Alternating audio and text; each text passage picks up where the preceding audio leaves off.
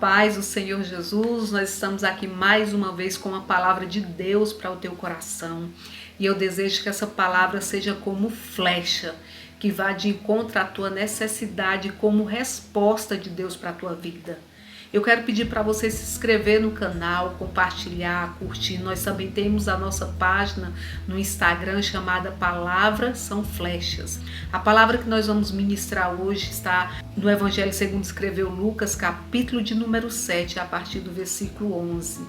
É uma palavra muito forte que por diversas vezes Deus tem falado ao meu coração. Eu sei que existem palavras que Deus nos entrega, que você muitas vezes ministra na igreja, mas aquela palavra te marca tanto que você sente a necessidade de compartilhar com outras pessoas que você pessoalmente não teria um alcance. E é essa palavra que eu quero compartilhar contigo. Uma palavra que me marcou de uma forma tão tremenda. E uma palavra que me faz reviver momentos de dores e momentos de muita vitória. Porque Deus é assim, Ele permite o choro, mas Ele também permite a alegria.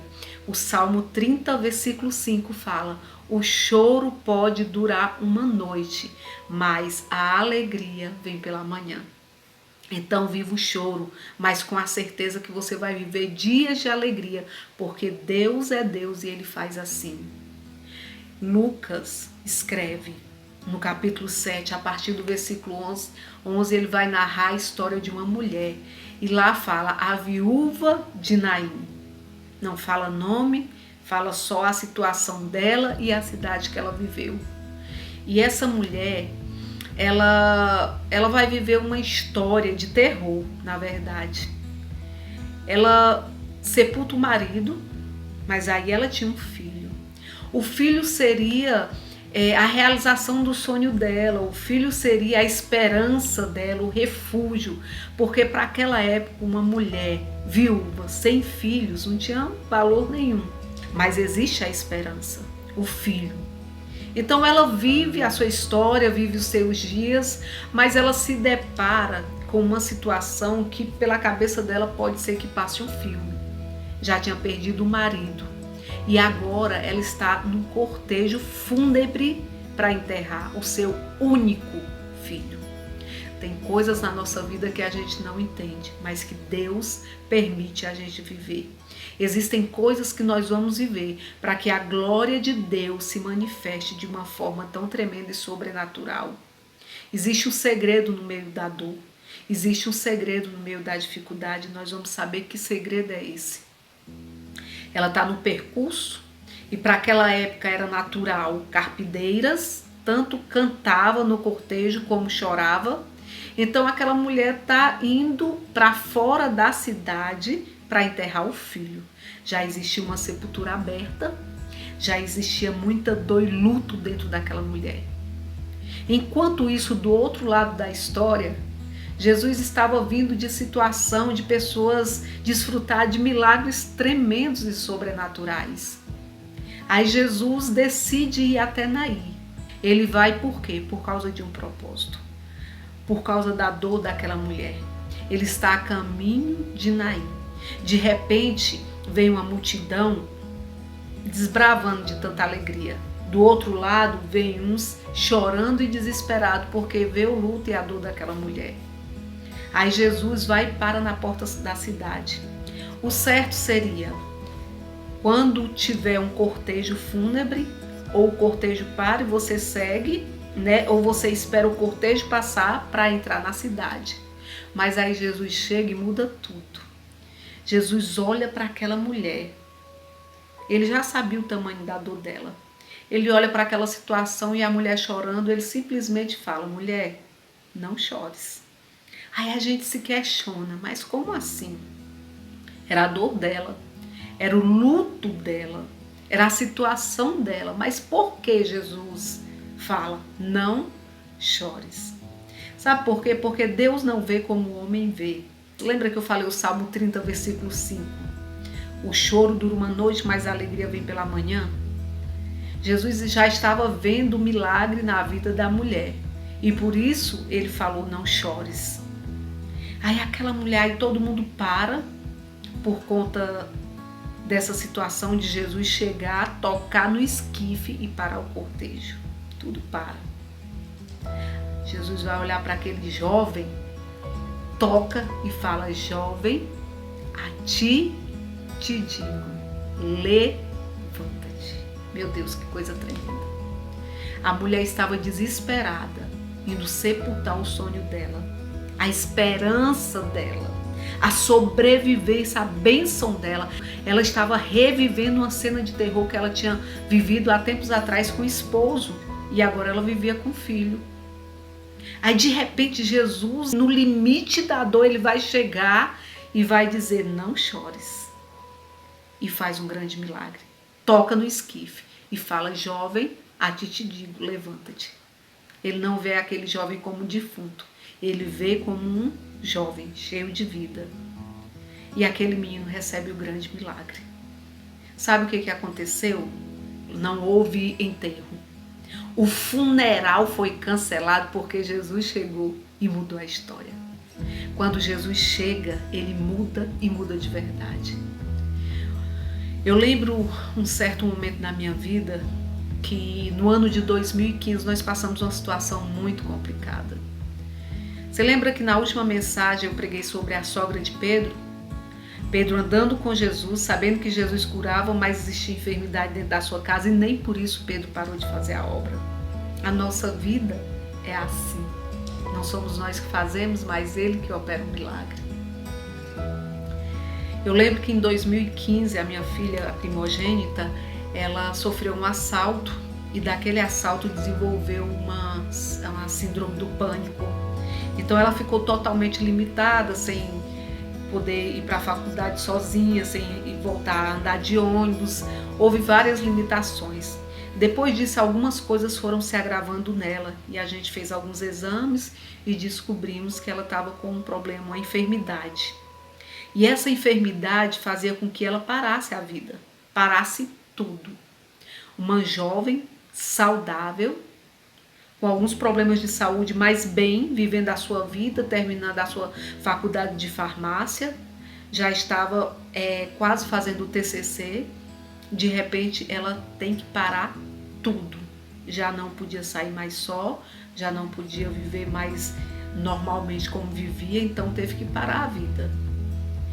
E eu lembro que na época eu também parei para estar ali com ela, para cuidar. Nós pastoreávamos uma igreja, muita coisa acontecendo, várias pessoas para visitar, vários gabinetes para atender. Eu sempre ministrei a palavra, fazia várias visitas. E no meio daquele vento, daquela tempestade, eu estava enfrentando uma dor de ver a minha filha naquela situação e outras situações acontecendo. Quando foi um dia, eu estava tão cansada de tudo. Eu lembro que o esposo dela não trabalhou nesse dia. E aí eles ficaram em casa, a minha filha e o esposo, e eu fiquei em casa sozinha.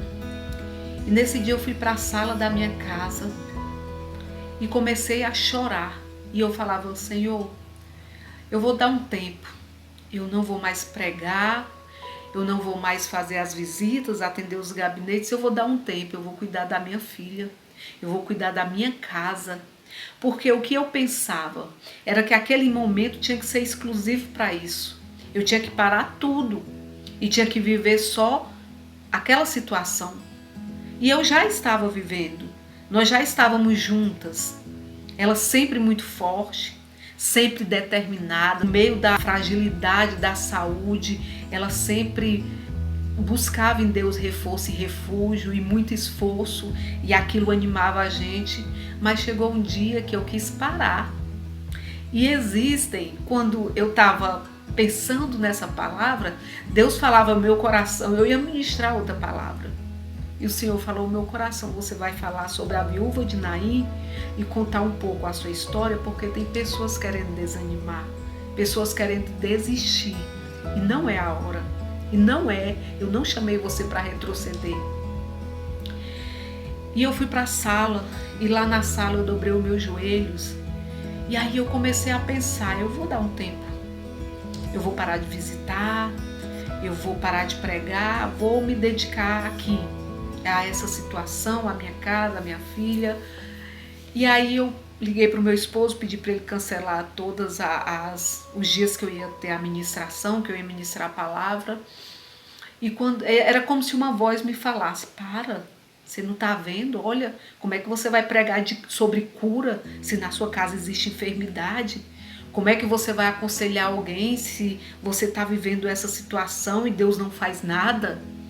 Era como se eu ouvisse algo muito forte trazendo isso dentro de mim. E aí eu parei. Aí o Espírito de Deus, eu comecei a orar e o Espírito de Deus invadiu a sala da minha casa. E a palavra que Deus falou comigo foi: levanta-te. Não sou eu que estou falando para você parar. A minha ordem é: levanta-te. Eu não te chamei para retroceder. A minha palavra para a tua vida é: levanta-te. Porque grandes coisas eu ainda vou fazer. Levanta-te. E naquela hora o Espírito de Deus tomou a sala da minha casa. E aquela fraqueza, aquele espírito de desistência teve que se retirar e o Senhor renovou a graça dele e a força dele sobre a minha vida. Ali a graça do Espírito Santo de Deus veio sobre mim, pela misericórdia dele. E nós continuamos atendendo, ministrando a palavra, visitando, porque Deus me ensinou que independente de qualquer coisa, quem faz a obra é Ele.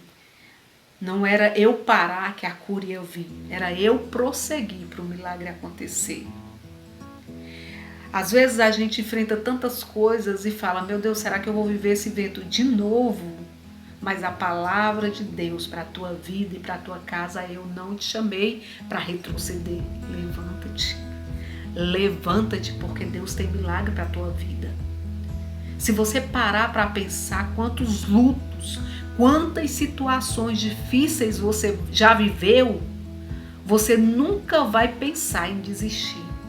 Porque grandes coisas Deus tem para realizar na tua vida. Salmo 30, como eu já citei, versículo 5. O choro dura uma noite, não importa quantas noites, mas a alegria é a certeza de que vem. Creia que Deus é poderoso para fazer infinitamente mais. Eu estou aqui falando com pessoas que pensaram em enterrar sonhos e projetos, porque a síndrome do pânico te cercou, porque a depressão te afrontou, porque a tristeza te amarrou. Mas há poder no sangue de Jesus. Nós servimos um Deus que restitui. Nós servimos um Deus que faz milagre. E para a glória de Deus a minha filha venceu. E para a glória de Deus nós vencemos, porque Deus é fiel. Deus é fiel e é poderoso para fazer infinitamente mais. Eu quero nessa hora falar com você que está assistindo agora esse vídeo. Foi Deus que te parou. Foi Deus que te sentou aí ou fez você parar de alguma forma para ouvir essa palavra. Tá querendo desistir, né? Tá querendo desanimar. Mas a ordem de Deus para a tua vida é: levanta-te. Sabe aqueles sonhos, aqueles projetos? Tava o cortejo fúnebre, o funeral, tudo certinho para enterrar os teus sonhos. Sabe o que Deus mandou eu te dizer? Que Ele já mandou fechar a sepultura. Porque hoje Deus cancelou o funeral. Sabe aquela dor, aquela sensação ruim? Deus hoje cancelou o funeral. E aonde seria morte, Deus vai fazer vir vida. E vida em abundância. Não desiste. Não desiste. Tem algo bem maior no meio desse evento todo. Tem algo muito maior. No meio dessa ansiedade, dessa tristeza, desse desespero, dessa loucura, tem algo bem maior. Aquela mulher enterrar o sonho. Aí Jesus para e fala: jovem, a ti te digo, levanta-te. Deus está levantando um grande exército, levantando os sonhos, os projetos, as conquistas e esse espírito maligno que te cerca todos os dias, trazendo medo, trazendo desejo de suicídio, trazendo desespero na tua alma, trazendo falta de fé. Na autoridade do nome de Jesus está cancelado na semente e na raiz. Eu profetizo sobre a tua casa, sobre a tua vida, restituição, renovo, bênçãos. E para cada dia de vergonha, eu profetizo sobre a tua vida dupla honra. Dupla honra. Deus tem isso. Deus tem isso. Deus tem isso. Eu vou fazer uma oração, Senhor, no poder do nome de Jesus. Eu quero orar agora por essa pessoa que parou para assistir esse vídeo. Que o Senhor alcance com poder, graça e misericórdia. E que todo o poder das trevas que tem gerado dentro dessa pessoa desespero, medo, desejo de desistir, eu repreendo no poder do nome de Jesus. E sobre a vida dessa pessoa eu ministro graça, cura, renovo, restauração, restituição, ressurreição. Porque o Senhor é fiel. Descansa o teu coração. A alegria vem. A vitória vem. Porque Deus é um Deus poderoso. Que Deus te abençoe, te guarde e compartilhe esse vídeo com outras pessoas que Deus tocou aí no teu coração na hora que você começou a ouvir. Um beijo bem grande e fica com Deus.